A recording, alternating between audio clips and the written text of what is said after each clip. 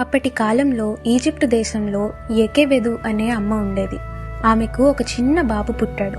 అతను తల్లి ఒడిలో హాయిగా ఉండేవాడు. కానీ ఫరో రాజు ఒక భయంకరమైన ఆజ్ఞ ఇచ్చాడు.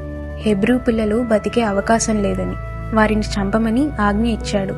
ఎకెబెదు భయంతో దేవుడిని నమ్మింది. నా బిడ్డను దేవుడు కాపాడుతాడు అని ఆమె నిర్ణయించుకుంది. ఆమె ఒక బుట్టను తయారు చేసి అందులో బాలుడిని మెల్లగా ఉంచి నైలు నదిలో వదిలింది. బుట్ట తేలుతూ నదిలో ప్రయాణం సాగించింది.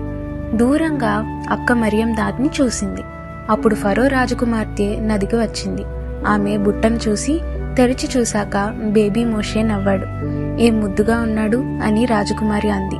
మిరియం ధైర్యంగా ముందుకు వచ్చి, నాకు మంచి అమ్మ తెలుసు బాబు కోసం అని అంది. రాజకుమారి ఆమెను పంపింది.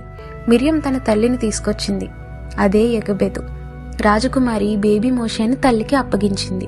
ఇప్పటికీ నువ్వు చూసుకో, అతను పెద్దవాడయ్యాక నా రాజభవనంలో పెరగాలి. దేవుడు మోషేను కాపాడాడు. మోషే గొప్ప నాయకుడై తన ప్రజలను రక్షించాడు